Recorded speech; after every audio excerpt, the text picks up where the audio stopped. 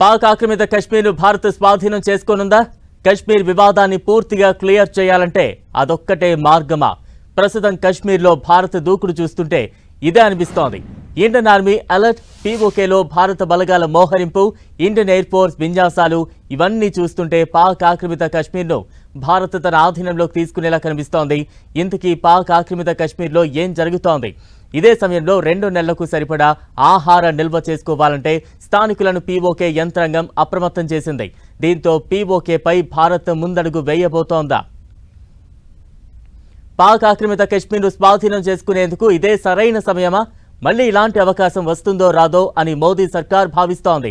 పహల్గామ్ ఉగ్రదాడి తర్వాత పాక్ను అష్టదిగ్బంధం చేసిన భారత్ పాక్ ఆక్రమిత కశ్మీర్ను స్వాధీనం చేసుకునేందుకు ఇదే మంచి సమయమని ఆలోచిస్తోంది.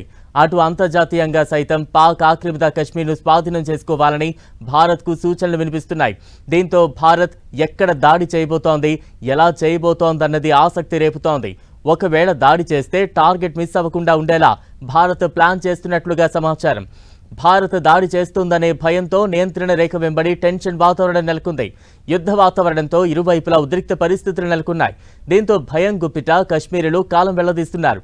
ఏ క్షణమైనా యుద్ధం జరగొచ్చనే భయంతో ఇరువైపులా బంకర్లు సిద్ధం చేసుకుంటున్నారు. అటు అవసరమైన సామాగ్రిని ముందుగానే అందుబాటులో ఉంచుకుంటున్నారు. అటు పీఓకేలో ప్రజలకు పాక్ అధికారులు కీలక ఆదేశాలు జారీ చేశారు. 2 నెలలకు సరిపడా ఆహార నిల్వలు సిద్ధం చేసుకోవాలని సూచించారు. హిమాలయాలు, పిర్ పంజాల్ శ్రేణులతో ఉన్న కఠినమైన పర్వతాలతో కూడిన భూభాగంలో పీఓకే ఉంది. శీతాకాలంలో మొత్తం మంచుతో కప్పబడి ఉంటుంది. సైనికులను పంపించి ఆ ప్రాంతాన్ని స్వాధీనం చేసుకోవడం భారత్కు సవాళ్లతో కూడిన సాహసమే అవుతుందని నిపుణులు చెబుతున్నారు. ఒకవేళ మనం పీఓకేపై దాడి చేసినా పాక్ చూస్తూ ఊరుకుంటుందని అనుకోలేం. ఇప్పటికే పీఓకేలో పాకిస్తాన్ భారీ ఎత్తున ఆర్మీని మోహరించింది. శాశ్వత సైనిక స్థావరాలను సిద్ధం చేసింది. ప్రస్తుతం యుద్ధ వాతావరణంతో ప్రజలు తమ ఇళ్లలో బంకర్లను నిర్మించుకుంటున్నారు. ఏదైనా కాల్పులు జరిగినప్పుడు బంకర్లలో తలదాచుకునేలా ఏర్పాట్లు చేసుకుంటున్నారు. దీంతో పాటు పహల్గామ్ ఉగ్రదాడి తర్వాత పాకిస్తాన్ సైన్యం నియంత్రణ రేఖ వెంబడి బలగాలను మోహరిస్తుంది. దీంతో స్థానికులు భయాందోళనకు గురవుతున్నారు. పాక్ సైనికుల కాల్పులకు ధీటుగా భారత్ ప్రతిఘటిస్తోంది.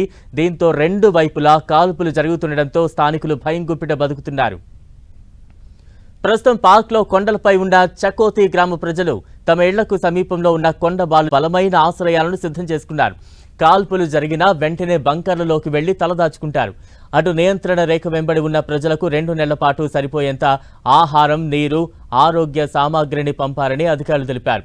భారత సైనిక చర్య జరిగితే నియంత్రణ రేఖ వెంబడి పెద్ద ఎత్తున ప్రజలు వలస వచ్చే అవకాశం ఉందని, కనీసం 500 కుటుంబాలకు టెంట్లు, పరిశుభ్రత వస్తు సామాగ్రి మరియు వంట పరికరాలతో కూడిన సహాయక శిబిరాలను సిద్ధం చేస్తున్నామని పాక్ అధికారులు తెలిపారు.